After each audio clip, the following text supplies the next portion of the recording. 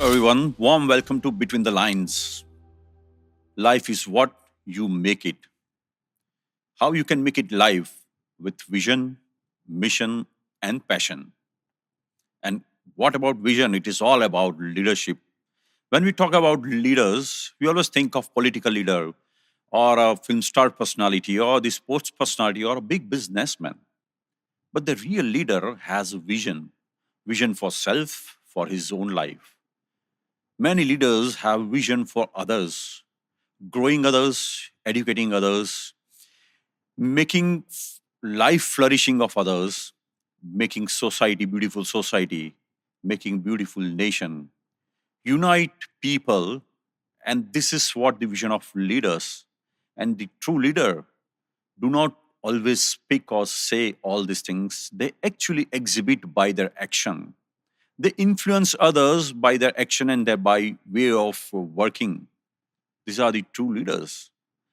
Another point, we common man have a concern about tax. We always feel that we pay high tax. We do not know how to manage tax. There is a myth that other countries have a very friendly tax structure and citizens are getting benefit out of it. And hence, a lot of people are moving out of our country. But the point is, we, the normal human being, need a right guidance. We need awareness on how to manage our tax. And India is really fortunate that we have such leaders who think about others, who have a large vision for others, society, and nation, and who create awareness on tax amongst common men. Today, we are going to meet one such eminent leader who is dearly known as tax guru, budget guru. He is Sri Mukesh Bhai Patel. Mukesh Bhai is known as a tax guru and budget guru. He has been doing a lot of activity for creating awareness about tax amongst common man. Two main assignment or project which he has been doing.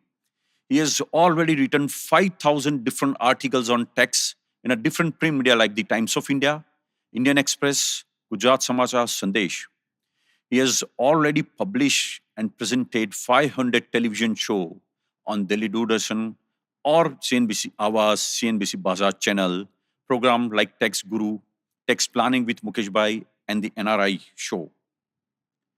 He is on the panel of Government of India for Union Budget.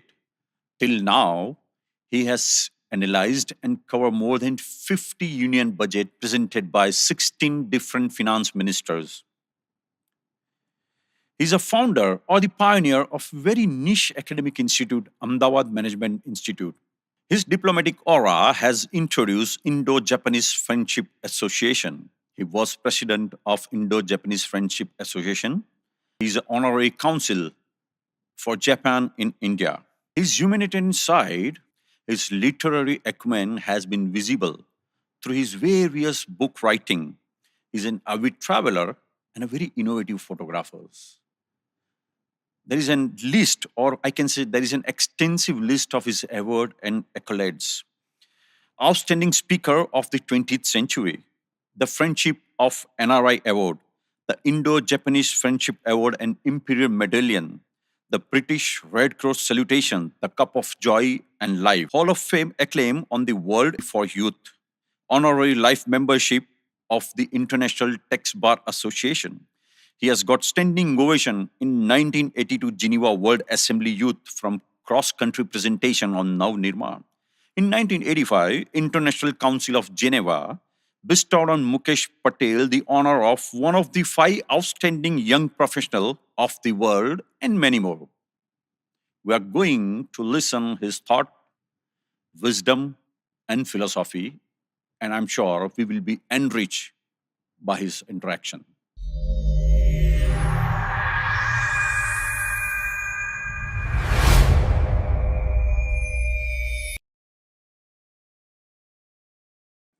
Mukesh Bhai, welcome to Between the Lines. Between the Lines, we get a lot of eminent personality and we talk about a journey and experience. And at the end of that, interaction, we get a lot of insights, wisdom, and some creative thought out of it.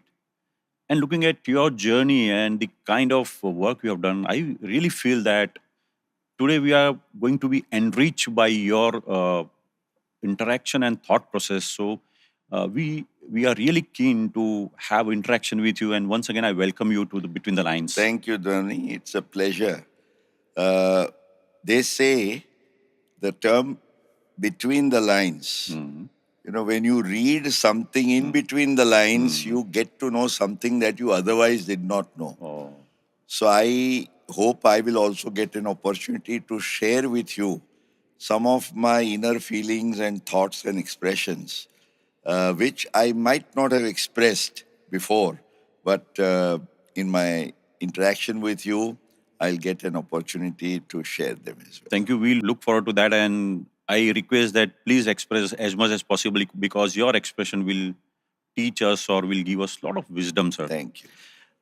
Sir, when we talk about your journey or the kind of stature you have, and when we see any person standing at specific juncture after a few years of experience, and when we see the glory or kind of journey he has gone through, I feel that the upbringing always plays a major role because the roots are, getting or given to them during their childhood. So upbringing is one of the part of journey which actually builds a pillar for any future or success for any person. So we want to know. Absolutely. You know, the simplest example you can give is take a building. You know, how strong the building will be, you cannot realize. In the building, what is seen is only from the surface of the earth. But what you cannot see is its foundation, which is deep down inside. And if the foundation is not strong, we know the building will not last. If the foundation is strong, it can resist even the worst of the earthquakes. So I think you have picked up the point. Have the strong foundation. And if you look anyone's life where a person has been fortunate to achieve something, I think the seeds have been sown in the foundation years. So any specific point you want to highlight about your upbringing? Any specific? Of course, when I talk and think of my upbringing, and this is, Dhwani, I would also like to share as a message at my age with parents, fathers, mothers who are bringing up their children, that always keep in mind those early formative years, what you give to your child, what you do to inspire and motivate the child is extremely important. And I was exceptionally fortunate. My, you can say, father was for all practical purposes not just a father who affectionately took care of my upbringing. I was a little unfortunate to have lost my mother at a young age. But then he played the role of both a father and mother. In fact, I was fortunate my grandmother was with me who gave me the motherly affection. But most importantly, the values and ideals that I truly cherish and am proud of now and have always been. I think the seeds were sown in the early years. You know, the things, small little things that he taught, discipline. Just to give an example, you know, those were the days I'm talking of the 1960s when I was in school. There were not other distractions. There was no TV, there was no social media, obviously, you can understand. What was available to us, if we really want to spend meaningful time, was books. Books, books, and books. Amazing. My never failing friends are they who converse with me day by day. The beautiful poem. You know, every book that my father put in my hand was something that inspired and motivated me. I recall he was in the income tax department. We used to have transfers, you know, as government servants would be. And in those days, when we moved from one to the other place, like I was born in Pune, I had my education in Mumbai, Kolkata, Bhavnagar, Rajkot, Baroda, but particularly those very early years of primary and mid high school education, those books, inspirational and motivational books, from where so much came, they were our biggest asset. And father taught that read and get inspired. So when we used to have our transfers, if there were 2 trucks to carry our baggage, more than one truck would be only full of books. Wow. There would be few clothes, but our greatest, asset was book. And in fact, when people, I was fortunate in publishing a book, in fact, a book that has now been celebrating its silver jubilee. Oh. Inspirational gems to empower your life. And in this book, when I dedicated it to my father, I wrote that I have tried to put in all the treasures that I learned in my early childhood, that he taught me. So what I'm trying to say is that every parent, can really inculcate in the child, and those early seeds that were sown. You will, I'm just telling my friends, you will remember those small little incidents of your school life. You'll never forget them because that was at a most impressionable age. You may forget the later days, Yes. but not those early days. So, as we always say, catch them young. So, even the personality building starts from there. So, to respond to your first question, I would say, just as I have been very fortunate, I would wish that every young child is fortunate to be inspired and motivated by the parents. I feel that your father was the finest and biggest investor because he has invested in pouring knowledge in you, and that is giving the result now. And that investment has paid the richest of the dividends. Amazing, sir. Amazing. It's really nice to hear about this story and the kind of upbringing you have gone through. So now connecting to your childhood, so upbringing and childhood. So there are two very interesting incident about your childhood when you were 3 or 4 years old, and one of your leg got hurt and nail got hurt. You didn't speak in house for a few days, and then you were taken to doctor. He did a deep cut, a kind of surgery, and you didn't make a noise. That is the first, I think, at the age of 3 or 4, normally child cries aloud.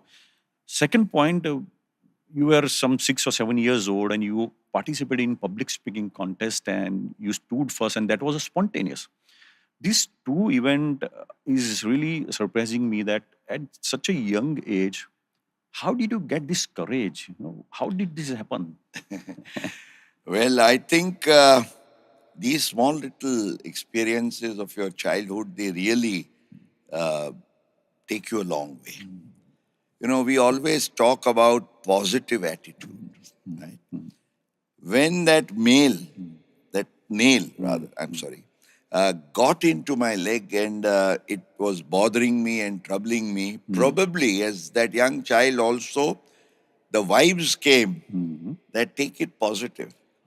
If you keep on, crying and quibbing, it's not going to help. Have that endurance, have that strength. And if you can face, that pain and the circumstance that gave you that pain with boldness and courage, you will be able to go the next mile. Amazing. So I think these small little thing has always helped me in my life. And positive attitude was something that was inculcated from there. Another episode that you talked about at the age of 6, I think that was a turning point, and it has a straight connect with what I said earlier. That if as a parent, you can do it for your child will never ever forget you will always remain thankful to you. I recall there was an extempore contest, and the eligibility age started from 6. Okay. 6 to the age group of 15. Okay. I was the youngest. Okay. And you had to go there, you had to pick up the slip, just read what's the subject. And as you have in the extempore public speaking contests like the Times of India, etc. Fortunately, I won Times of India, and that's when I narrated this incident because that was the first one of my life. I had to pick up that slip, and the subject was, it was in Gujarati at that time, શું ભારતે અણુ bomb બનાવવો જોઈએ? Should India make atom bomb? At age of 6, you got this topic. Oh my God. Because it was from 6 to 15. Yeah. And at that time, we had in the mid 60s, the China and the Pakistan later wars. So this was a common subject, atom bomb. And I picked up, and with courage and confidence, it went. And to my surprise and to my father's sheer joy, I got the first prize. And after that first prize in public speaking, because there was no fear, it was that spirit of the atom bomb, you just don't fear anything, you stand up and speak and talk. I never looked back. Whether it was Navnirman, whether it was a small group of maybe 15 in a conference room, or I've addressed meetings of maybe a couple of lakhs together, on spacious football grounds, during my Navnirman days. Amazing, sir. I think your childhood itself is very inspiring for children. And you talk about Navnirman. So I want to touch upon this point that it was some 1970s era, and you started, exhibiting your leadership skill. It's not about, standing and speaking, but it is about, fighting against something is not happening or something wrong is happening. So you actually came forward and took that baton in your hand that I'll make things happen in our state. So we want to know why you participated in Navnirman, or what that one thing which actually inspired you to take that role of leadership against the corruption or something which is not right for this state and country. Navnirman was all about youth power when they raised their voice against corruption in public life, against the people's disappointment from their political leaders. Okay. And fortunately, some entirely new values in the path of democracy were inculcated through the Navnirman movement. Let me just give you the example. Our fight against the then Chief Minister for ousting him was because it all started from the college where the food bill had risen. And going to the roots, we saw that this was because of corruption in public life, that the political leaders were told, you take money in one hand, give freedom to the oil traders, etc., to raise their prices. They went to sky-high rockets. And against the agitation of the LD engineering, students, what they got in return was lathi charge and golibar. So we said, the students are voicing the expectations of the people that this price rise is unacceptable. And the root of it is corruption in public life. So we want to fight against it. So it was symbolic. We said this chief minister should be removed. The first phase of Navnirman happened, and it was history, that's student and youth power, and it was a people's movement, in that sense of the term. But then in the second phase, we were inspired to take up something which no democracy in the world had ever taken up. Okay. The students and youth of Gujarat, the Dal Bhatiyas, as we used to call them, they had the courage and power to hijack vehicles. I remember, my God. Chalo Delhi, we went there, and from the Gujarati Samaj to the Rashtrapati Bhavan, the Gujarati boys, had that courage and power to, and that became news. But we sent the message across because our call was for dissolution of the assembly. And why? We said the people in a democracy, normally the elections take place and you elect your representatives for a period of 5 years.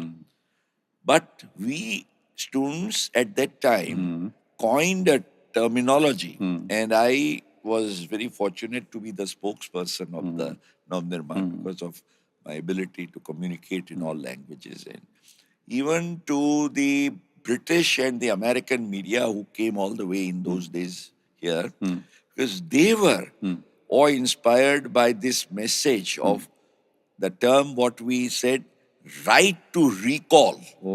And we said that in a democracy, when people have the right to elect their representatives and send them with certain expectations, if they do not live up to the expectations of their electorate, the electorate can very well say that you are not supposed to just continue for 5 years as it is. In a democracy, we have a right to send you to power. We have a right to recall also. So this was a completely new concept that came up, which in fact inspired and motivated even Jayaprakash Narayan and Moraji Desai to support us. And in fact, that became a turning point in the political history of India, because we know very well that gave, it in fact triggered emergency. And the Gujarat model post Navnirman, where for the first time we had a different government, because at that time Congress always used to rule ever since independence. And not that they got the majority votes, but because the opposition was fragmented. You see, that's why they continued. So the strong message that went was that for once, the people must be given a choice. That, okay, why Congress and Congress alone? Give us this two-party choice, which is the second option. And the second option came up as the Janta Party here in Gujarat, which then came up as Janta Party at the national level, and then the coalition model started. And things started happening.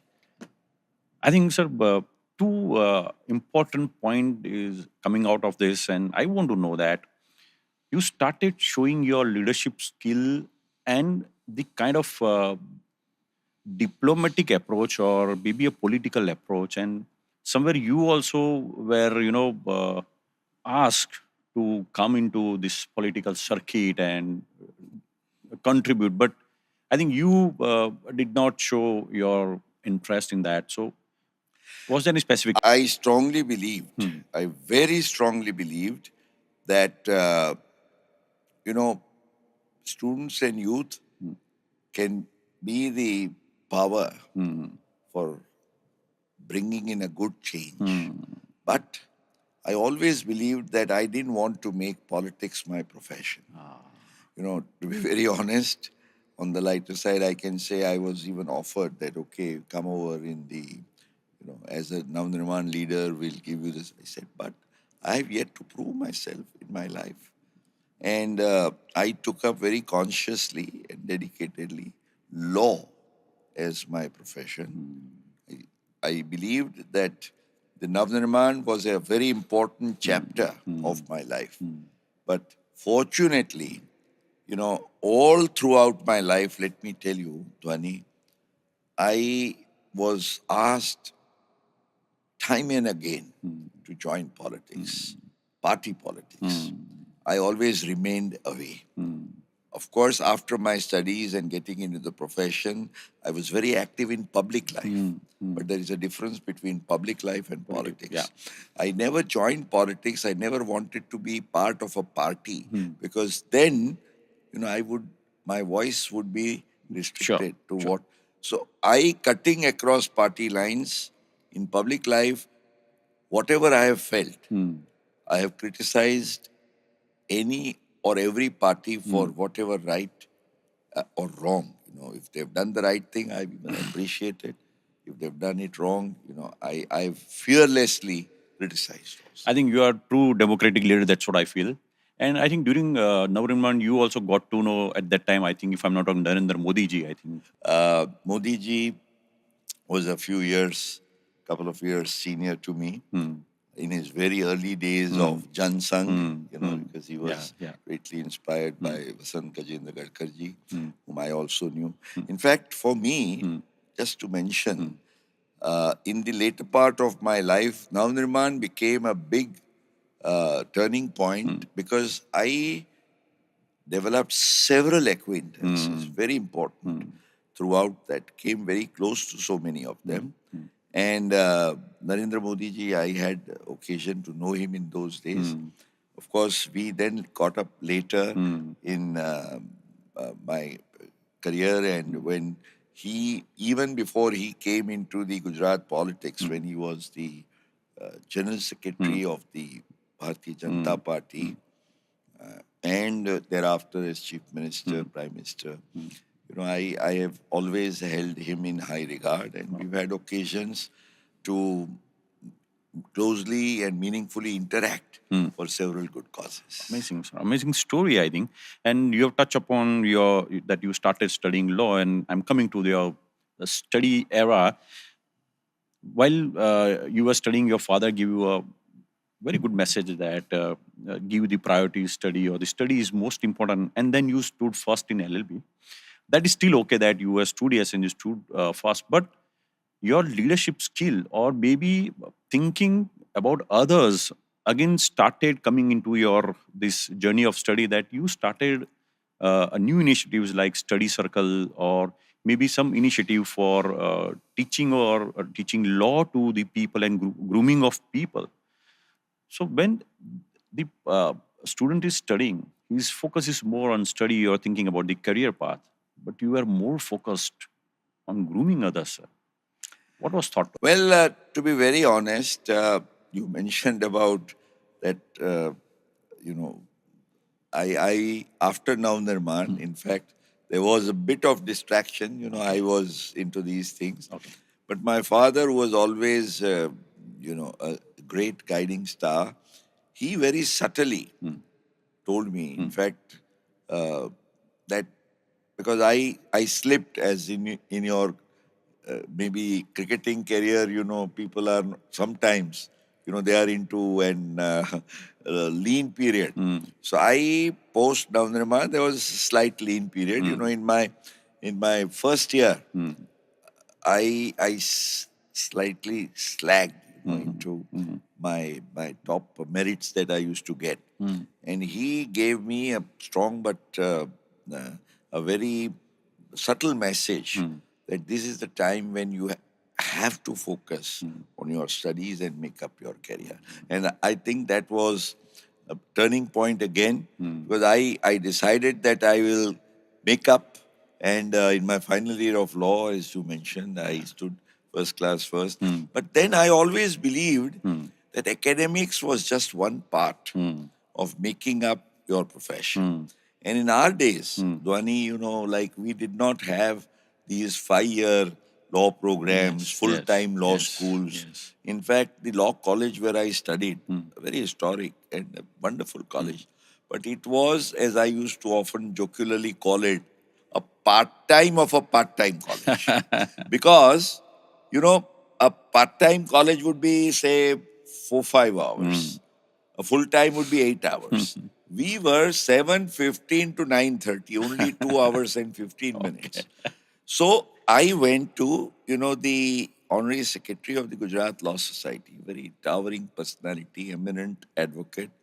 I am Nanavati. Yeah. And I said, sir, he had great affection for me. I was very fortunate to be one of his blue-eyed boys. He said, sir, I want to practice law and make law my career. And many students like me also would like to do so. Not everybody, because you see, there were two kinds of students who used to come to take, the legal law degree, rather, you can say. One is those who just wanted that ornamental degree for themselves. And there were others like me who wanted that we should really make up in our profession. So we said that because the college has limitations, he said, what can you do? I said, sir, we would like to interact with eminent judges, jurists, leading lawyers, get inspired by them, have interactions with them. And he facilitated, and I took the initiative of what I called as, in those days, a center for professional studies in law. And I was fortunate because I was a great beneficiary. In fact, in my commerce college, I had formed a study circle where we used to do a lot of extracurricular activities, and which was also, something that lived along. Creativity was always my hobby. Make something and make it for good. And this Center for Professional Training in Law gave me so many useful, interactions and contacts and introductions. Like, apart from I am Nanavati, who I considered as a role model and who inspired me and motivated me to teach law, because I started teaching law and I did it for more than 25 years. But I was fortunate to come in touch with two other legal luminaries. One is Justice V.R. Krishnaiyer, a great champion of legal aid, a towering legal luminary who inspired and motivated me. I was fortunate. He always used to treat me like a son. He was a good dear friend of my father. And until his very last, I was exceptionally fortunate after the introduction that I had. But he taught me one thing. He said, probably that was furthering my spirit of Navnirman, that do something, in your profession where you are able to be of service to people. And that inspired me to write, talk, and do things really championing for a cause. So all the taxpayer education, a crusade that I took up for my life, and even I pursue it today, was inspired and motivated by Mr. Justice V.R. Krishnaiyer.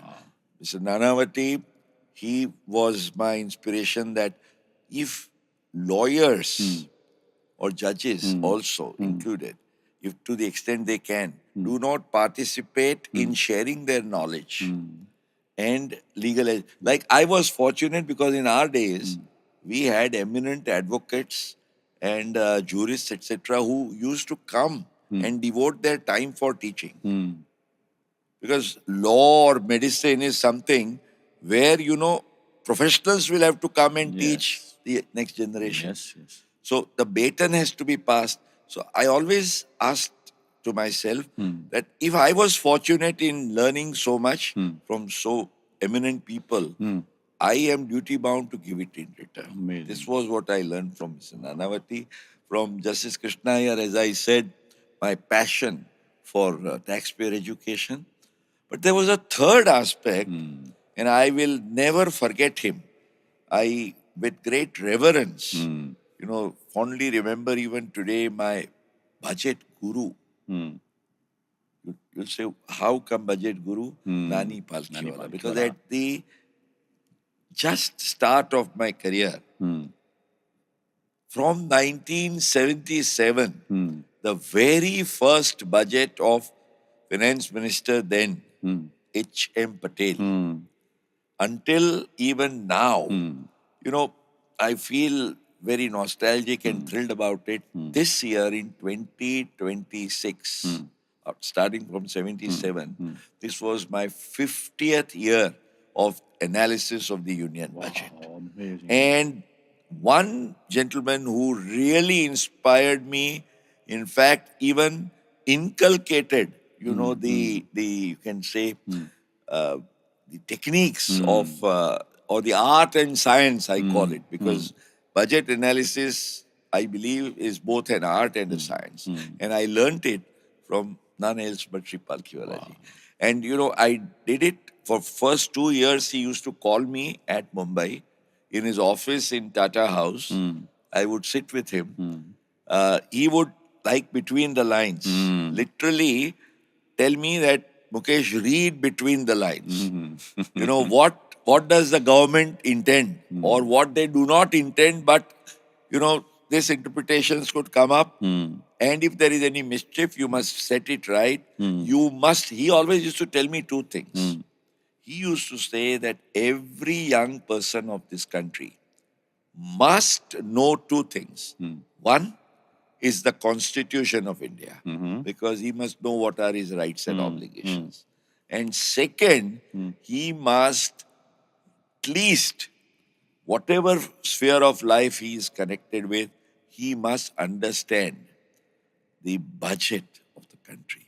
Because the budget talks about, all from where the rupee comes and goes. It's not just about numbers alone. It's the philosophy. And he was one who really, apart from tax, is just one aspect of the budget. But Dhwani, he took me through all the economy, the politico-economical aspects, and several insights into presenting the budget analysis. And at the end of 2 years, he's just held his hand like this. And he said, Dikra, in his typical Parsi, Guru Dakshina. And I said, sir, anything what you would say. I was wondering what he'll ask from me by way of Guru Dakshina. But he said, I have taught you this. Now you have to spread it.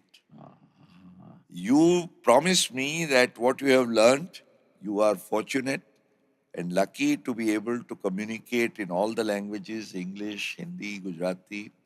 So go from town to town, city to city, and if possible, all over the country and abroad, and talk about, analyze the union budget. And you continue that. And I have continued that. I would say with all modesty, it's not to show off, but just to say that if somebody can motivate you, you can break records. In the sense, this 50 years of budget analysis, it's a record. People tell me, my friends in the lighter vein, it is a record like cricketing record of Tendulkar or Kohli, which cannot be broken by anybody. Wonderful. Because even with all modesty, my budget guru himself analyzed budget for 37 years of his life. And you have done for 50. I've done it for 50 and it's still going. Amazing, amazing. I, with the inspiration from Justice Krishna here, I have, whatever I have been able to write, sometimes I can't believe it. I have written more than 5,000 weekly articles since 78 in Gujarati and English. Yeah, I know. In so many weekly columns, it's still going on. I have done tax shows on TV. In fact, the very first tax show in India on the television was started in Gujarati on Doordarshan. As it is when it comes to tax, Dhwani very well, the most tax conscious people and those who believe in saving taxes the lawful way are the Gujaratis. Yes. So Gujarati, even the Gujarati reckoner, it's knocking the doors of completing 50 years very soon. So this has been going on. More than 500 shows, more than 50 books, 5,000 plus articles, and a 50 plus budget series. Well, it's not just about numbers. I think it is this that has kept me going. My passion for taxpayer education, supported by the vision and mission of my gurus. Wonderful, sir. I think this is a beautiful story and very inspiring. And I'm sure, because I am also witness, because I also know you from the Times of India, because every layman know you through Times of India, because we know that we always used to see your photographs and article in Times of India for especially for the tax and the budget. I must pause here and tell you something, Dhwani. And my friends and colleagues in the Times of India, the editor and the editorial team, in fact, I salute them for that. And I must remember my two colleagues, Mr. Dr. Bakul Dholakia, the Yeah. economist, and Yes. Sujay Narayan Vyas, Yes. the techno and Yeah, yeah. management consultant. And we were the trio, you know, which was always in Ahmedabad Management Association. We created history for so many talks. I have been talking at AMA alone for more than 45 years. But with the times, you know, we could do something new, and it is again history. We took up an initiative of budget ho to aisa. Oh. And I cannot forget, you know, the early, the first decade of 2000, it was 2008-9, when we started this concept, the idea was, you know, we keep on talking and telling finance ministers, "Arey, aapka budget aisa tha, waisa tha." We criticize. But then, you know, we said, the three of us together, we said, and we did it for a good number of years, close to a decade. We said, okay, if we were the finance minister, what kind of a budget would we give? And it was historical when the three of us together, we sat down together for days and nights and made a budget after getting popular feedback through the Times of India. You know, we run a campaign, a series. We got suggestions and everything every day from our readers, viewers. And together, I remember that full first budget that we presented. And we said, "Speaker, sir, we rise to present," we, not I, the three of us who were writing, because we took the three, I took up tax, Dr. Dholakia took up economy, Mr. Vyas took up, you know, social welfare and other aspects. And together we said, this is our budget we want to present. This is our philosophy, this is our vision, mission, and we are presenting it with passion. And the numbers, believe me, because we had, a team which it was not just imaginary or fictitious. We said this is doable. So when we sat together, you know, Dr. Dholakia would say, "Well, I am going to work out the economic figures." And Janarayan Vyas would say, "I want to spend so much on social welfare." Dr. Dholakia, "Please give me the money." And Dholakia would ask me that, "Mukesh, from where are we going to get the tax revenues?" Wow. Because, so I would say, "Sir, here are the leakages, here are the greenfield opportunities. Let's collect tax from here. Wow. Let's also give the reliefs to the classes that they deserve." So we would have, okay, if we give reliefs, we will lose so much of tax. If we collect taxes, revenue, we would get this additional revenue. After this is what would be our surplus. And then let us allocate it for social welfare program. So it was so interesting.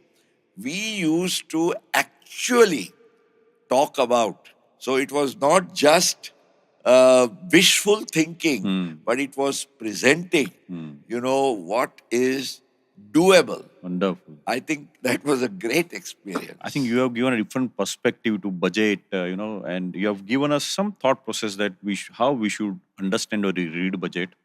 I think, thank you. I think this is a beautiful concept of, rather than criticizing someone, it is better you come with your So options. as they say, it is always better to light a candle than to curse the darkness. Wow. Because Beautiful sentence. it is always better to Light a candle than than curse. to curse the darkness. Because no amount of darkness can blow a candle away. A candle is never blown away by the darkness. Maybe wind, yes. But have you ever seen that a candle will lose its light because of darkness? No. Wonderful. So it is the role of the candle. So be a torch bearer. Oh, As Gandhiji always used to say, be the the change you want to change see in the world. that you Wow. wish to see in Wow. the world. So Amazing. I think the proactive approach, and this is what it came from childhood, came in my school, in my college, through the Navnirman. I could practice it all throughout my professional career, and I'm doing it even today with, with whatever and wherever I'm doing. But if you have the passion, when I say Passion. Yeah. passion, there is a beautiful word, in Hindi, which I think can match the spirit, and that is hosla. Ah. Let me share with you one of my very favorite couplets on this, which I always believe can really go to inspire and motivate. The Shair has beautifully said, मंजिलें उन्हीं को मिलती है जिनके सपनों में जान होती है. So first of all, you have to be able to dream it. Dream it. Yes. Because as Walt Disney said, only if you can dream it, you You can, can do do it. it. Wonderful. It was also said that the future belongs to them who believe in the beauty of their dreams. You see, today we admire our Prime Minister for whatever he has done. But from where did it start? He had a dream. Dream. And because he had a dream, he's been able to fulfill it. And if you have faith in your dream, you're bound to achieve it. So the Shair says, मंजिलें उन्हीं को मिलती है जिनके सपनों में जान होती है, सिर्फ पंख से कुछ नहीं होता, हौसलों से उड़ान होती है. Amazing. People think that you fly just because of wings. Wings are maybe very necessary and important. But where do you get the power in the wings? Where, do you get that lift? And that is the hosla, the spirit.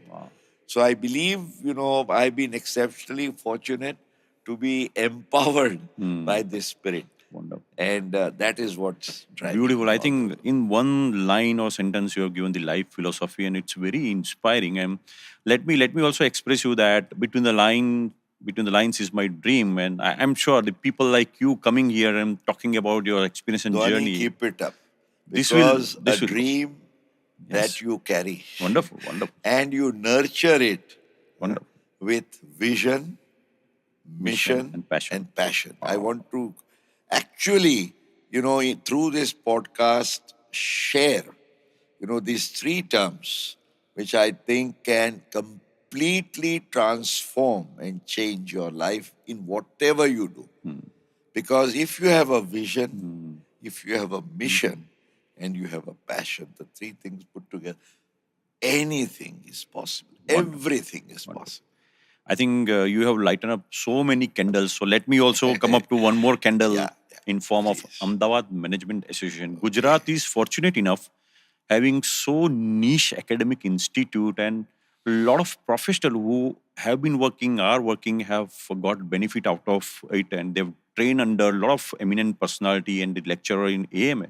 So AMA has given an excellent platform for a professional to become more professional or to groom them.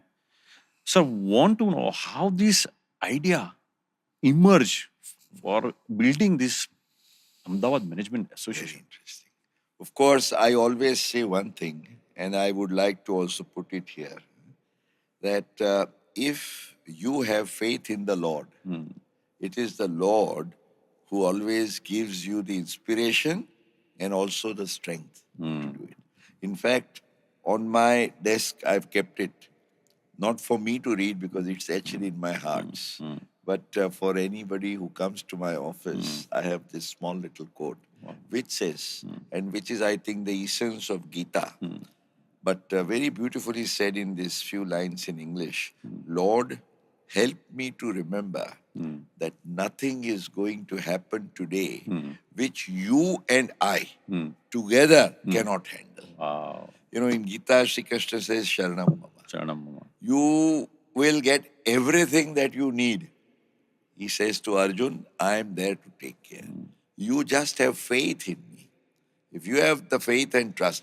So, when it comes to AMA, to be very honest, my relationship with AMA was the budget relationship. Okay. Because it was since 1981 that, my then the dear friend who's still there, the dynamo of AMA, people always remember him, KK Nair. He was AMA was in 100 square feet room in a rented premises in the Bank of India building. That is when I started my association with AMA. And it has gone on. As I said, it's been 46 years Yes. since I've been talking on the budget. But then I was motivated to, in the late 80s, early 90s, to plunge into the AMA mainstream. And I took over as the chairman of the programs committee. It was a strange thing because generally in a management association, you will have either somebody from business, management, if is in academics, industry.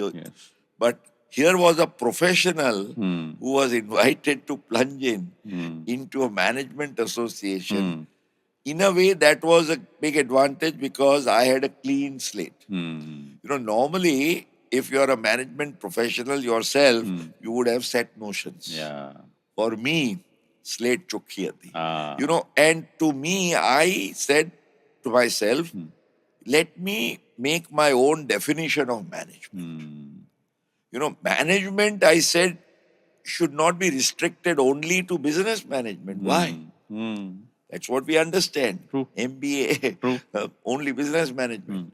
But management, I believed, and I always say, encompasses all walks of life. And everybody is practicing management, whether you realize or not. In your home, your wife, she practices management because she does the kitchen work. Kitchen management is very important. For a student who really achieves something, again, study management is important. So, when you think of it, management is important in whatever you do in life. And that was what inspired me to really take up as my vision, mission, and passion at AMA. And I said to myself, it was again a dream. Why not? You see, AMA should become something drawing inspiration from the founder of AMA, who was Dr. Vikram Sarabhai, the great visionary, and who founded Indian Institute of Management, ISRO, PRL, ATIRA. In fact, the ATIRA connection became useful, and ATIRA AMA, our partnership, I always fondly remember Arvind Narottam Lalbhai for that, because he blessed me into this, gave support. And the dream was that if IIM could be a premier educational institute which defines the recognition of Ahmedabad, the reputation, why not make Ahmedabad the management capital of India? So we said, we had Kasturbai Lalbhai and Amritlal Hargovindas and all of them, the stars of business industry. So I said, okay, let's build AMA. And when I took over as president from 95 to 97, this was again a dream. And that dream could be fulfilled in 10 months' time. AMA came up. It became a source of envy because in those days, even today, AMA has had bigger and better infrastructure than its own parent organization, the All India Management Association. Amongst more than 60 management associations in the whole country, AMA started year after year winning the Best Management Association prize. We started this model of having centers for various kinds of management. And today I am proud to say that over all these years, we have 60 centers, which keep throbbing in the spacious AMA premises. So, and then I'll talk about it later. I also got an opportunity to connect Japan with AMA. But AMA has always been very dear to me, very, very much. Something that I believe, that if you want to, if you want to just do it, dream it and get it done. Wonderful. I think on behalf of all the professional, I'm thankful to you for flourishing this academic institute. And now you rightly touch upon the Japan connection. 1970s, you went to Japan as a student exchange program. And later on, suddenly we see rising of Japanese people in India, Japanese company investing in India. And you started Indo-Japanese Friendship Association. What was the specialty about Japan, or what was your thought when you were in Japan that you wanted bring Japanese culture, people, businesses in India, and you started this Indo-Japanese Friendship Association? You have just triggered, my fond memories. I cannot forget 1972 when I was fortunate to visit Japan. That was my first country that I ever went out of India and I saw in my life, which was Japan at the age of 18. But that one visit of just about 90 days, you can say, was a turning point because the amount of inspiration that I got from Japan, I'll never forget. Of course, the intervening couple of years after returning from Japan, when I plunged into my other student activities and Navnirman and all that. So I was talking about 1975. That was the year when I was still a student at the age of 21, but very, very excited about setting up the Indo-Japan Friendship Association. So I became the founder's secretary, requested, I was very fortunate that he accepted our request because he was, again, a towering personality.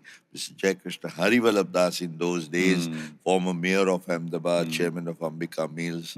But I requested him because he was the pioneer of the first Japanese collaboration in Gujarat. Wow. The Gujarat State Fertilizers Company in Baroda. Yes. So he was the chairman. So we said, Jaikrishna Bhai, please take over as president. The pro-vice chancellor of the Gujarat University, which initiated this exchange program, Dr. Uma Shankar Joshi was our first vice chancellor when I went there. And he became our vice president, Kanchanbhai Parikh, and I became the founder. So we were together for the entire almost, you can say, the 20th century until we lost Jaikrishna in early 2001. And thereafter, Kanchanbhai. But 2004, I took over as president of the Indo-Japan Association. But I must place it on record that, the Japan-Gujarat relationship got a new boost altogether. For all these years, we were doing a lot of things, no doubt. But the boost came from the visit of our Chief Minister Narendra Modi ji's visit to Japan for the first time in 2007. He returned. And we sat together, and when it came to Japan, we always used to sit together and talk. And his first visit also inspired him so much. He said, I want to make Gujarat the mini Japan of India. And that motivated him to take up the cause of having Japan as the partner at Vibrant Gujarat. Again, it was a question of dreaming it. Otherwise, if a chief minister thinks that a country like Japan will become your partner, country for a state which is doing an event like Vibrant Gujarat, you're thinking too much. It is an ambition beyond your reach. But he believed that, let us put it across. And we had, it's again a history, I've talked about it. We sat together and at that time, I shared with him my thought. I said, Narendra Bhai, this is great that now Japan has accepted. And the government of Gujarat will work on the business front in Vibrant Gujarat with Japan. But together, I believe that the B should have A and C together. It should be the ABC of the Japan-Gujarat relationships. So when I first used this term ABC, Mukesh, શું વાત કરે? I said, sir, academics, business and culture. Wow. If business is in the center, which the government will take up, we should have academics on one hand and culture on the other, because all the three, they will walk hand in hand together to take the relationship forward. And that is when we thought of starting with the Japan festivals, absolutely coinciding with each Vibrant Gujarat. So 2009, 2011, 2013, and then of course it became an annual affair. And not even waiting for the Vibrant Gujarat, we did it because they became so successful. But I remember when we had to do this, I said, we need space, we need facilities, we need infrastructure, we need manpower. How will the Indo-Japan Friendship Association do this? But the synergy, I thought of creating it with my other creation at AMA. So all the AMA infrastructure that, we had, we pooled in for a good cause, to promote the Japan-Gujarat relationships. Wow. And we started Japanese language learning also at AMA. But, step by step, how, history started taking shape, it just did not stop at the Japan festivals. Very soon, we got support and request and invitation, in fact, from Japanese corporations like Mitsubishi, who said, we'll support you if you want to do something. And we came up the idea of Japan Information and Study Center at AMA. Okay. That was set up in 2015. And since then, the Japan Center never looked back. It became a center of attraction. For AMA was created in 10 months. This was created in 45 days. You have to just do it the Japanese way, and we could get it. And we went further. Fortunately, step by step, it took us to the first state, relationship between Gujarat and Hyogo. Okay. The sister city relationship between Kobe and Ahmedabad. And, delegations coming in, delegations going there, one after the other, and finally, even the relationship, one thing, the magnetic attraction, as they say, once the magnet can attract another and the second one can attract the third. We very soon got the Japanese Zen garden gifted to us by the Hyogo prefecture. The governor of Hyogo, Toshizo Ito, became a good friend. He says, Patel-san, we will support you. Even during COVID, we did it. The Prime Minister himself, when he saw our video that we sent across to him, that this is what we are planning to launch, he said, you'll have my blessings. Wow. And he blessed us by delivering the inaugural address. They were COVID times, but he spoke 16 minutes on the national television, and the world was listening to it.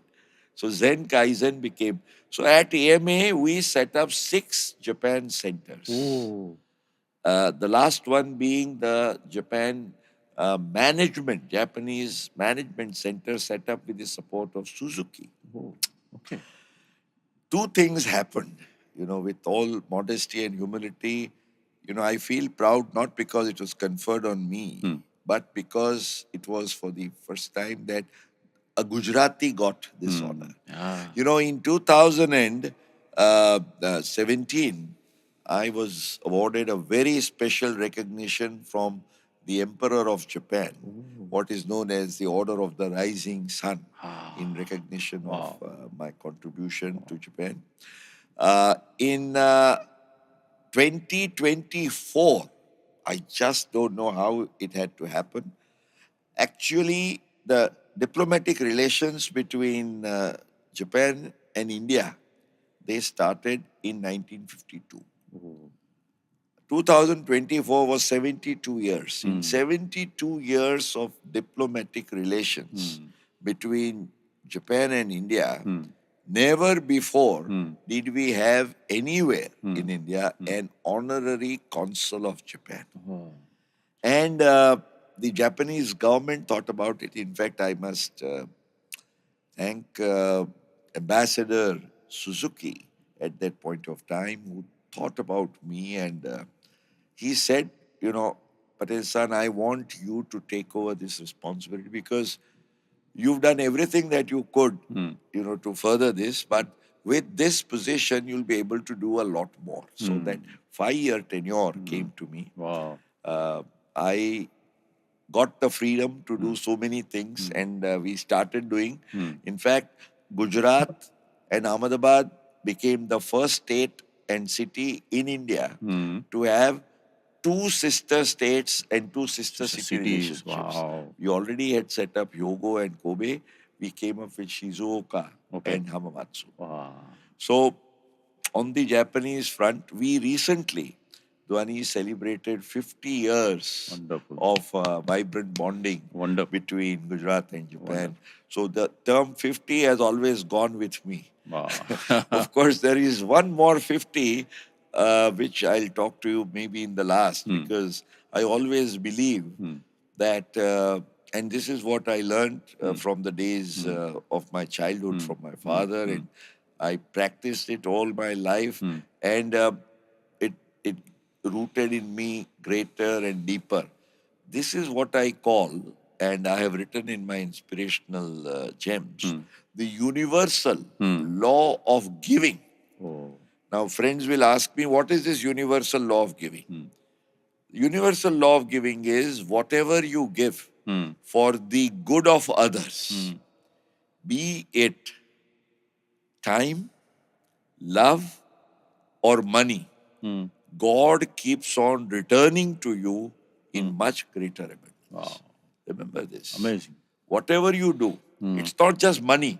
Money, of course, people will say, whoever have been generous, God has been extra generous to them. Wonderful. But it is even, you may not have money. Take out time. Take out love.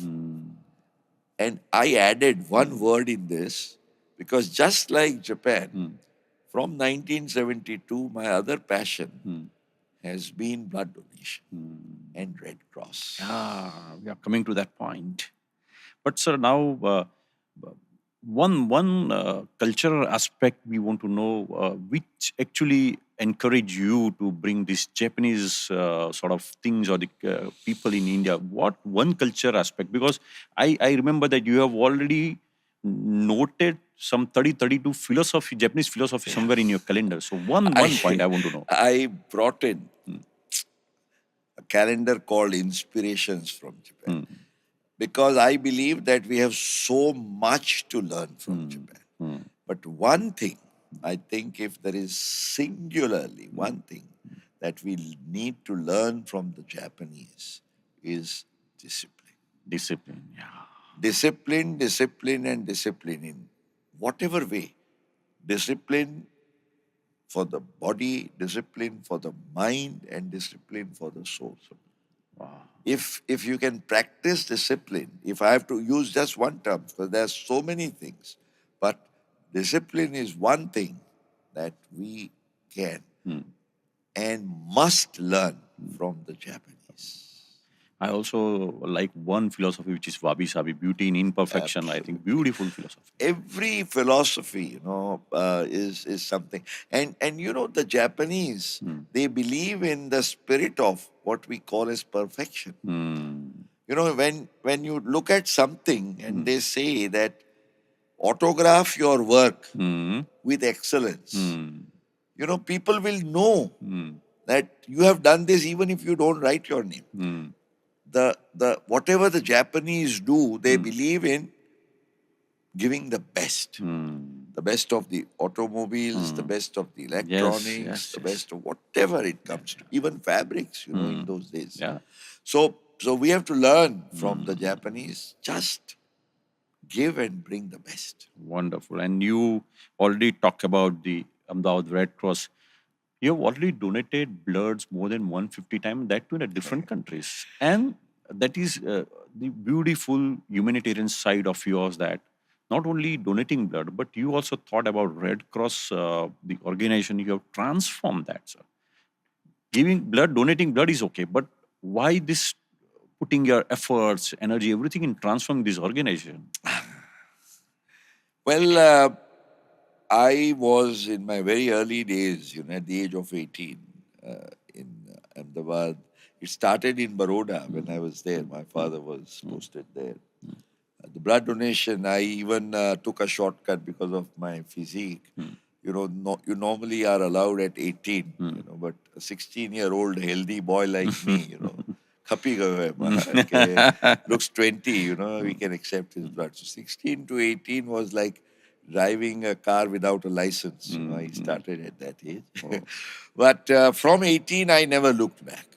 And actually, I got opportunities to travel around the world because of my work, as NRIs, non-residents. Then photography became my passion, and travel and whatnot. But yes, in those days, it was possible and practical. I donated blood in 25 different countries. Oh. The reason being, that gave me an opportunity to see their blood banks, to learn about, the way they are collecting and doing their blood.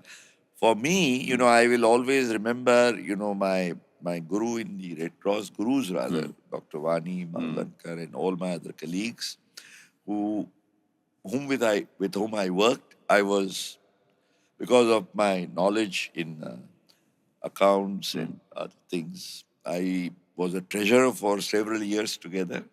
But blood donation always remained my passion. And after my tenure as president of the Gujarat Chamber of Commerce and Industry, which again I was fortunate, I could do a lot of good things. After AMA, this, before that, my bar association. So somehow organizations have never left me, and I've got the energy and spirit to do things. But after I completed my tenure at the GCCI, Gujarat Chamber, I was requested by the governor, because he is by designation, the president of the state Red Cross. Ahmedabad Red Cross had gone in little doldrums at that point of time. So he says, Mukesh ji, आप ये ले लीजिए सुंदर सिंह भंडारी ने, he mentioned. I said, sir, I'll do it but on my terms, in the sense that give me my team and give me my way. It was like starting from a scratch. Like AMA, from nowhere we could come up to something. It was, I wanted to do something, and within no time, we started augmenting resources.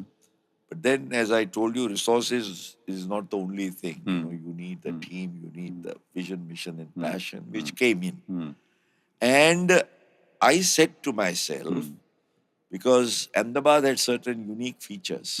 In fact, I recall only the day before I spoke about it, when we had a function of, I set up on the day when I completed my 100th blood donation on 22nd of January 2002, almost close to a little before 25 years ago. And we will soon be celebrating its silver jubilee. We formed a very unique club called Centurion Blood Donors Club.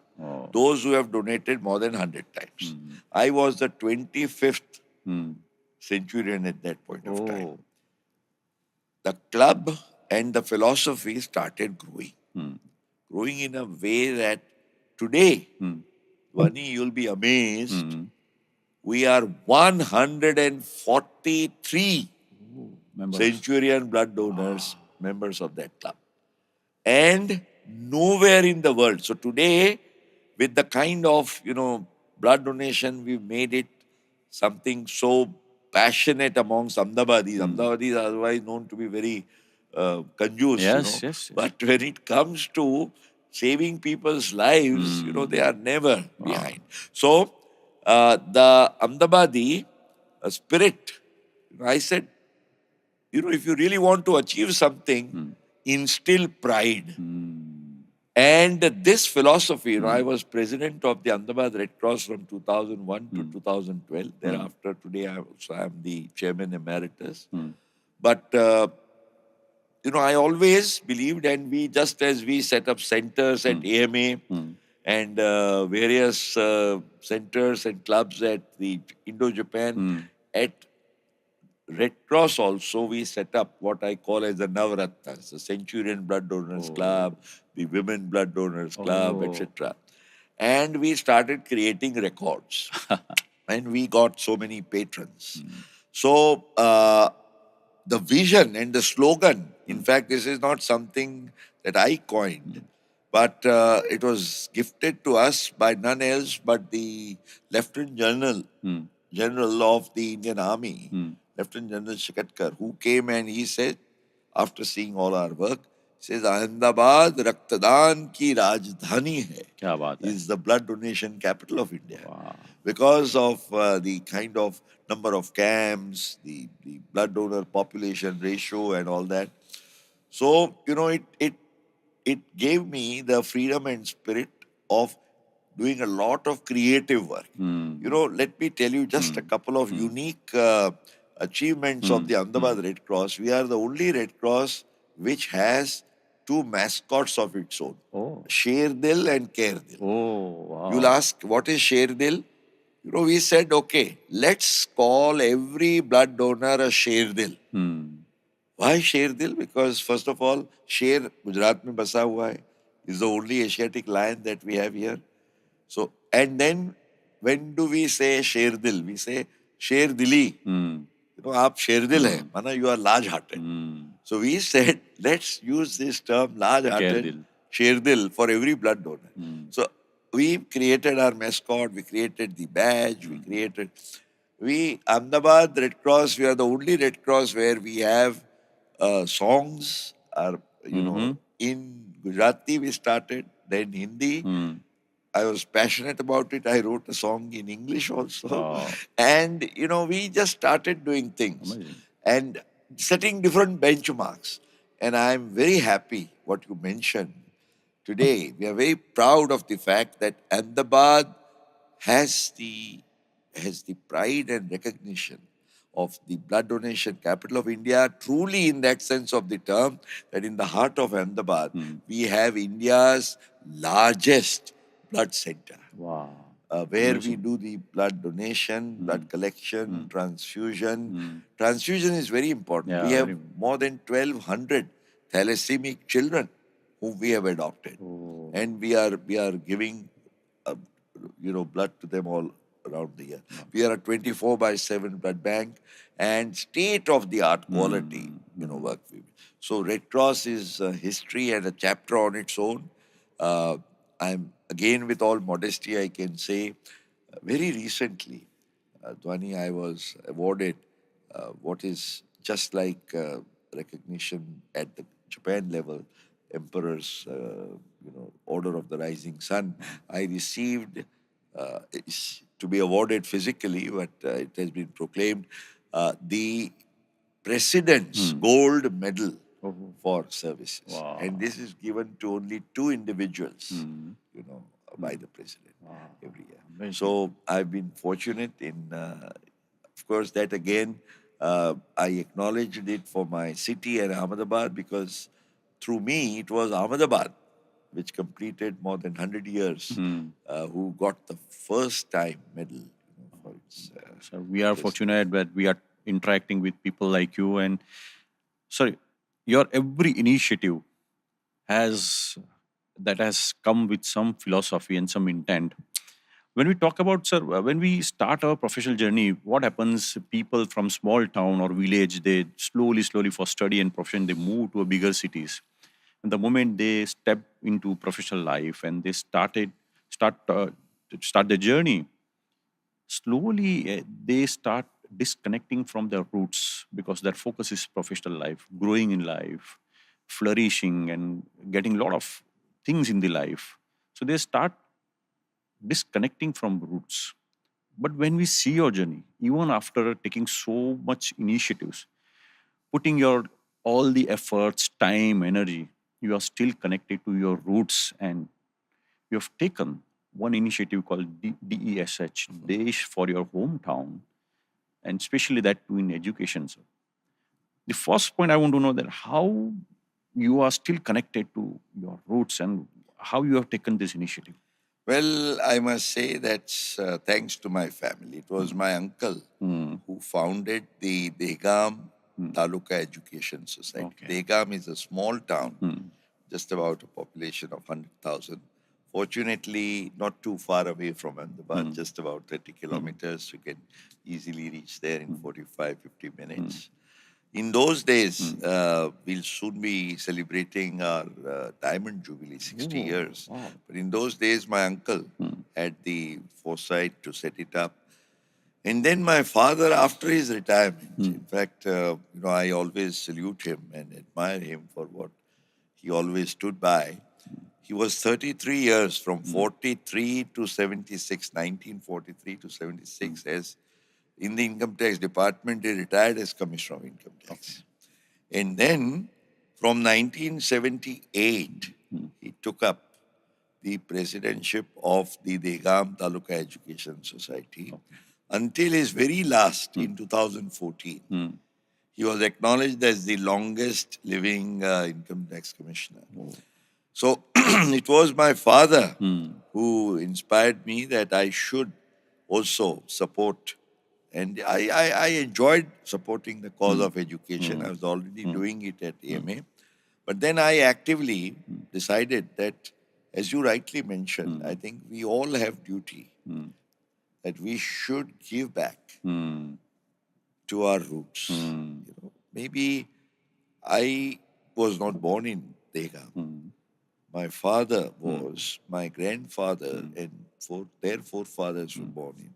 So if everybody can take care of their own roots, I think we'll have so many healthy trees all over the country. Yeah. So I was inspired and motivated that here is a lovely infrastructure. Already we had a 6.5 acre campus, but a lot could be done. So a lot was done by my father, but I decided to take it further. And I'm very happy that at our Dehgam Taluka Education Society, luckily I like to play with words and letters. So I said, my hometown is my Desh. Wow. DESH, Dehgam Education Society.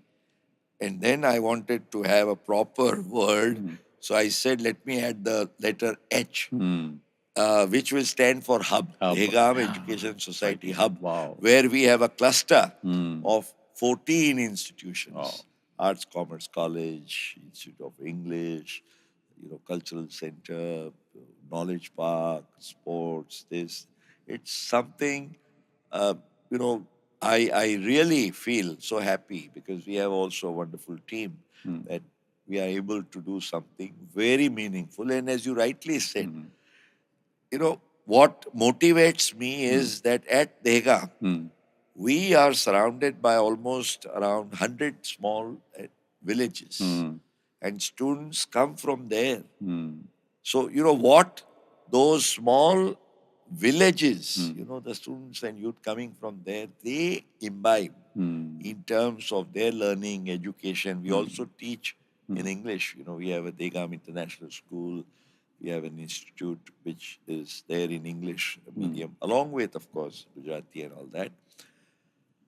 But I believe just as students from the cities are fortunate to get it, why not give them the opportunities? Wow. And I'm very happy that, they are, they excel in academics, sports, cultural activities, and you feel very happy and proud to support them. Wonderful, sir. That's Desh. So, when you were studying, at that time also you thought about educating others. And now after so many years, you are still thinking about educating others, and you have taken this initiative, Desh. I think something which is coming out of your interaction or your journey, what I feel is a very strong intent. You have a very strong intent giving back to society, be it in form of education, be it in form of blood donation, or be it form of nourishing the culture. Let us come to your, now it is your professional journey. Now let us come to your personal aspect, that you are an avid traveler. You have, I think, traveled more than 100 countries in all the continents. When we travel, we take photographs, but it is just part of an activity of journey. We take photographs many times, and photograph of places or something else, and while after returning we don't see that photographs also. But you started practice of photography. It is not part of journey, activity of journey, but again, there was some thought, some philosophical thought. And when we see your photographs, we see the virtue of patience, innovation, and creativity. What was the idea, thought process, or philosophy about this photography? Let me compliment you for using three words, which absolutely the acronym, the first letter of which makes a beautiful term. You said patience, P, innovation, I, and creativity, Wow. C. PIC. PIC, pick. Wonderful, I think. Pick is born out of these three virtues. You know, patience. I'll never forget my camera that actually photography came up as a passion, as a hobby. In fact, when I was young, I remember it was just like I took it as a play. It was not serious. But when I got the opportunity after getting into the profession and started traveling, I said to myself, well, there are people who are masters of photography, but they don't get travel opportunities. There are travelers, even those who travel more than me, but they don't have they don't have an inclination or hobby for photography. If I can combine the two, because I get so many opportunities to travel, if I develop my love and hobby of photography seriously, it would be wonderful. And honestly, let me tell you, it became such a big. The philosophy was, when you travel, photography, of course, as you said, patience. You know, you need patience. Be in the jungles of Africa, Masai Mara, Serengeti, where I have captured, in South Africa, lions and giraffes and zebras and cheetahs and leopards. You know, you need patience. Sometimes to catch a leopard, you will have to have hours of patience. You need that inspiration.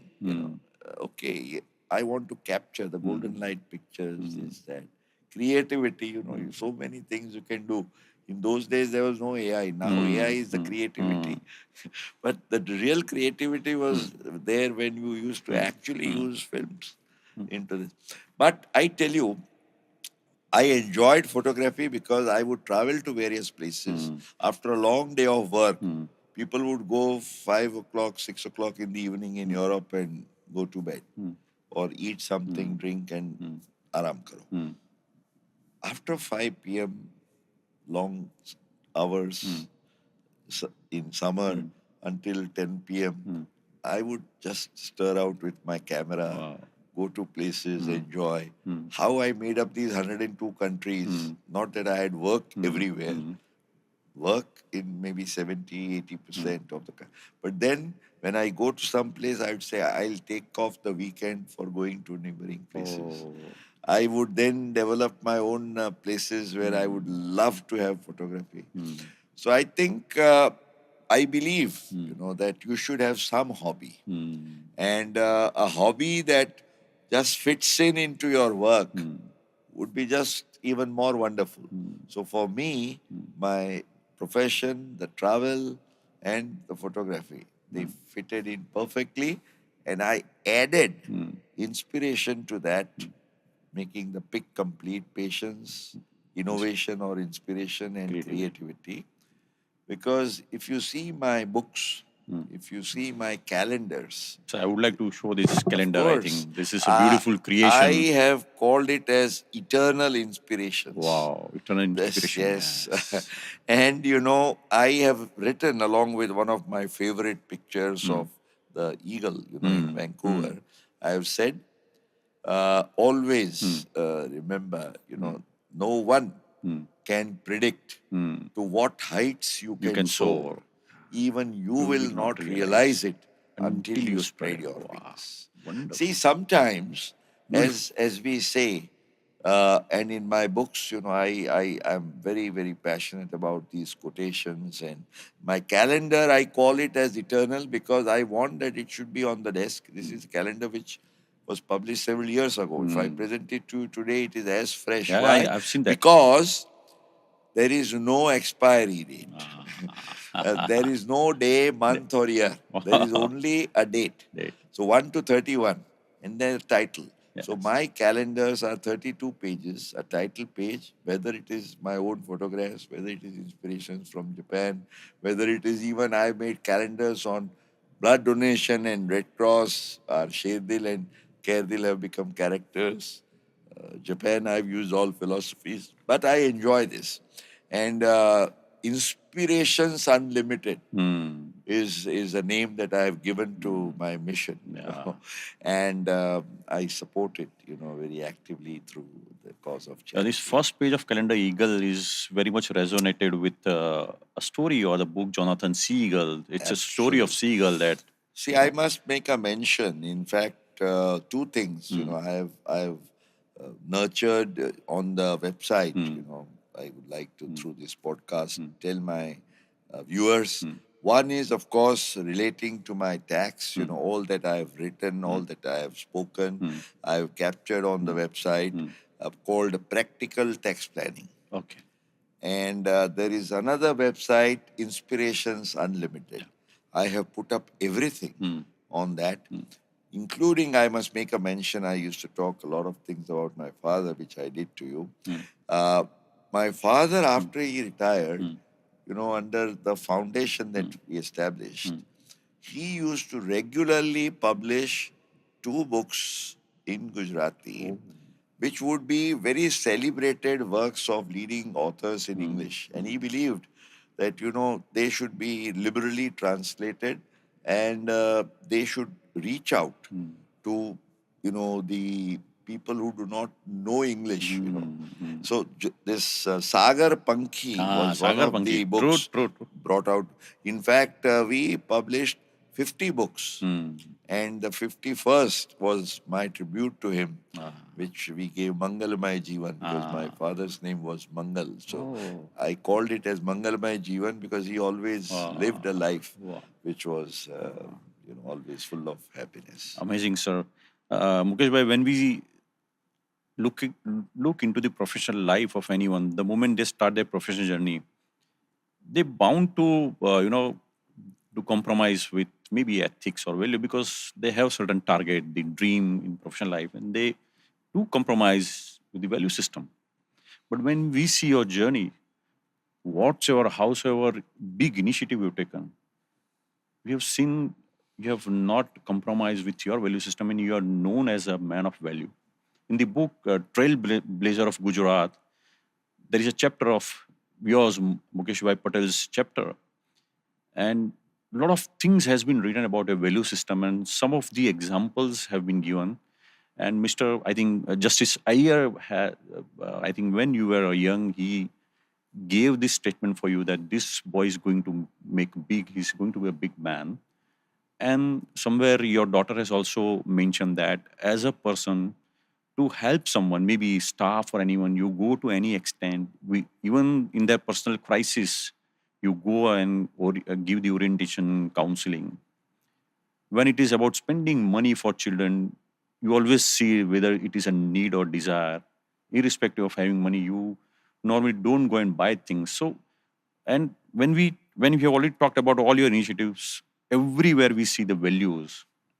So you are a man of values. So we want to know, sir, what is a value system of your life? Well, I would like to say, I believe life is what you make it.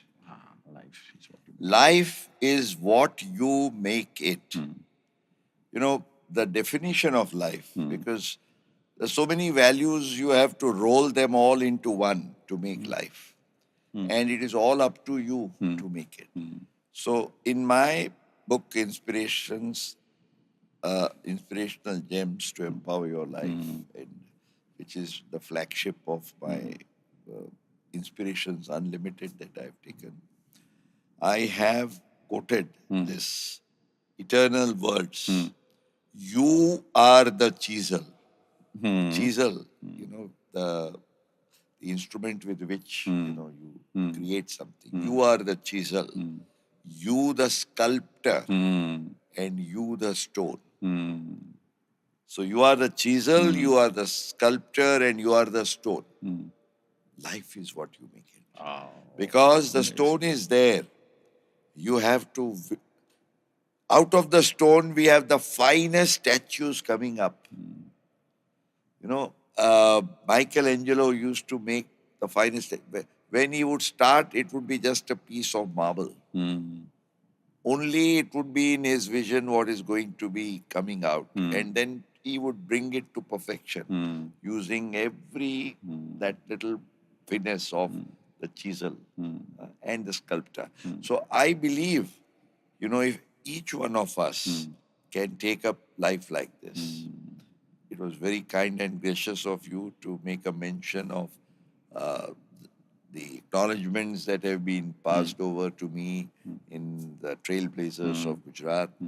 But I believe I owe so much to so many people.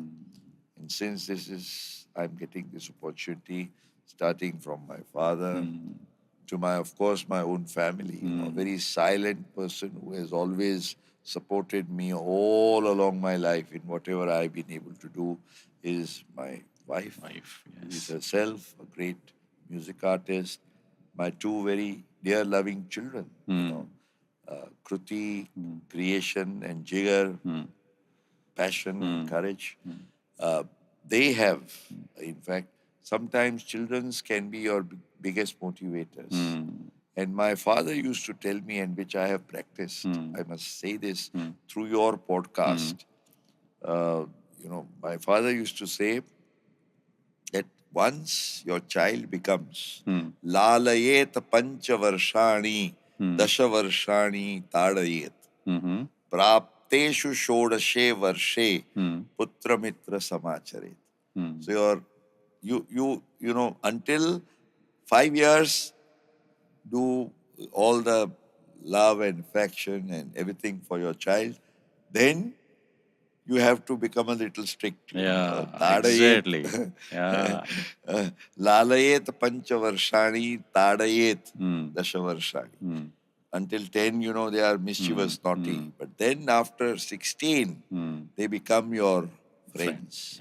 And my father used to treat me as a friend, and I always treated my children as my friends.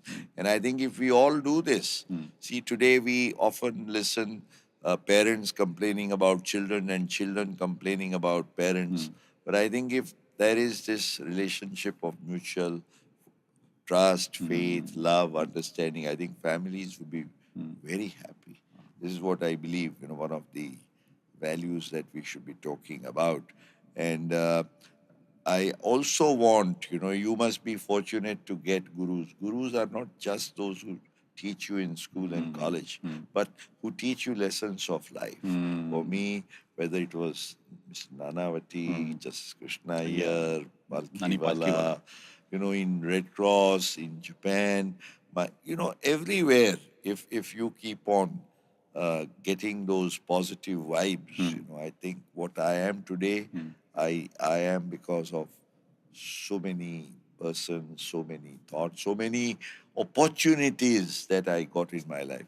One thing I would say, look out for the opportunities that come over to you. Just like between the lines is also an opportunity that came across to you and you took it up. Yeah. And you've been doing a lot, reaching out to people.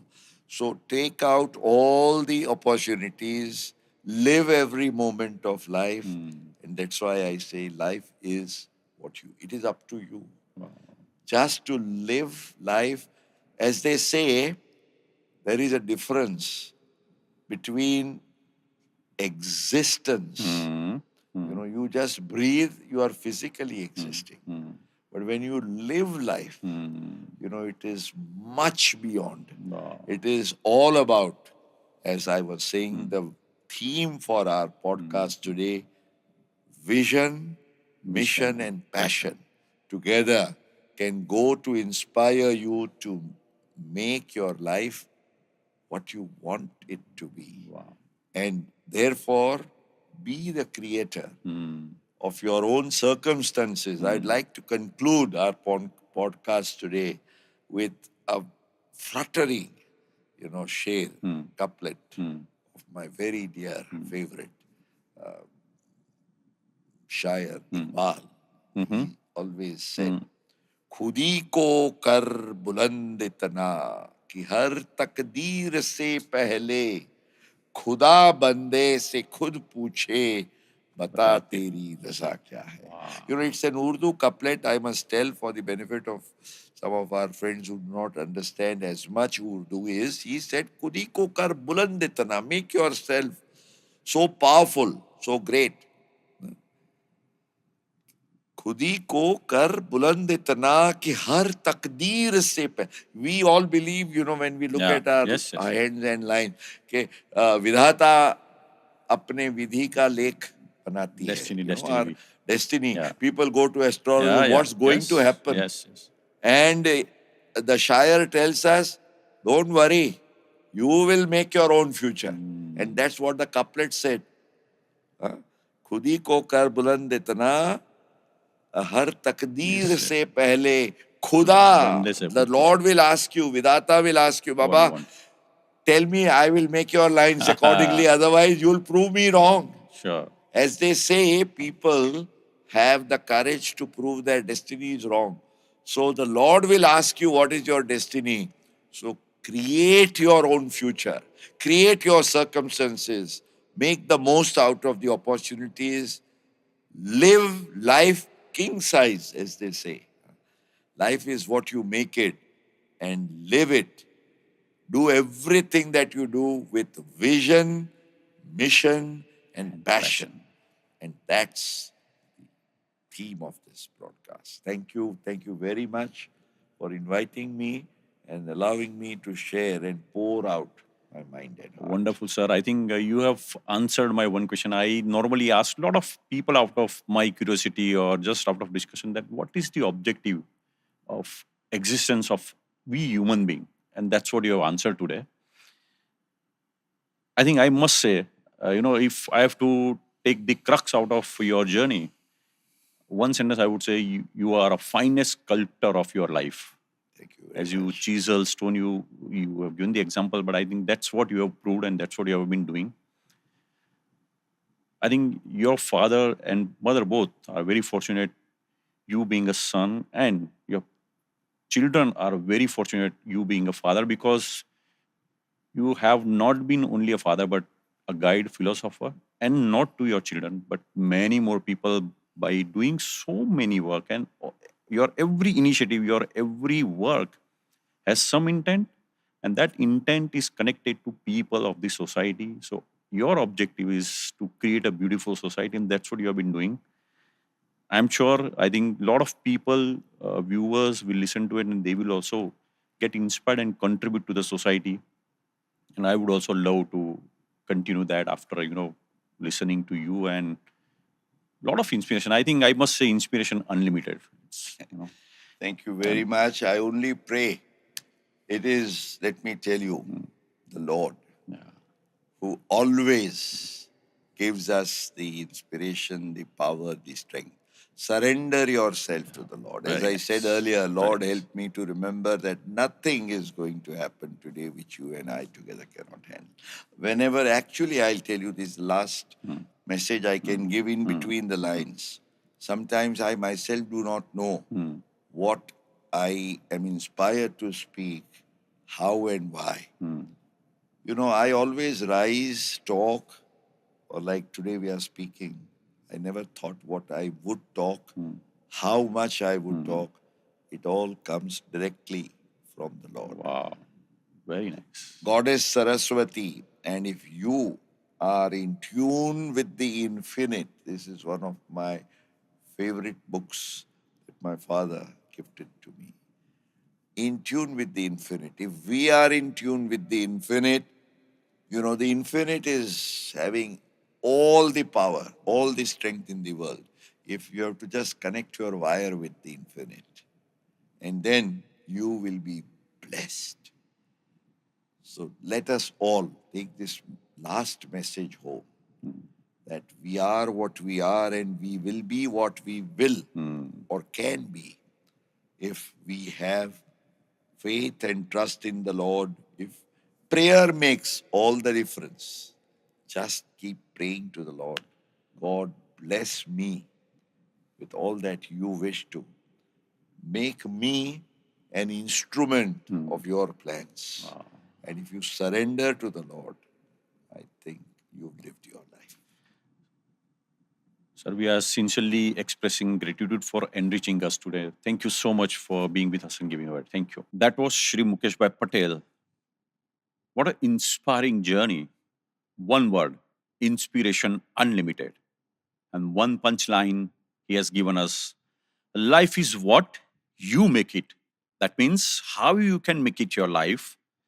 Three words: vision, mission, and passion. To make your life, you should have a clear vision. To drive that vision, you should have a mission. And without passion, vision and mission cannot be driven. So have a very strong passion. When we talk about childhood, out of his experience and out of his upbringing, he said, invest in book. Make your children reading book. If you invest in book, it will give you return. That is the best investment, because after few years, your children will come out as a finest, knowledgeable human being. When we talk about inspiration, he said he had and still have inspiration, three gurus as his inspiration. And that guru inspired him, and all three guru asked him that, please promise me that you will also keep inspiring other by way of your working. And that's what he continued for years and years, and still he has continued, that he inspired others by following footstep of his guru, by following their legacy. So inspiration is not only to receive, but once we get inspired, we should also inspire other by way of our working, by way of our experience. He said, let us not criticize others, or let us not criticism the circumstances, situations. Let us not talk about dark in the room. Rather, light the candle, and that's what he has been doing. Beautiful point he raised, that talked about universal giving. Give your time, money, and love. God will return in abundance. So let us think, let us understand this formula of universal giving. And last and very important point, trust God. If you trust your God, He will create your destiny and He will make your life. Life is what you make it, and that's what He will make it. So trust your God. Wonderful session with Sri Mukesh Bhai Patel, Inspiration Unlimited.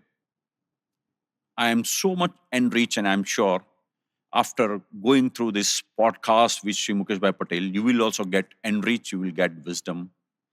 And one request, do not forget to read between the lines. Stay tuned. Thank you.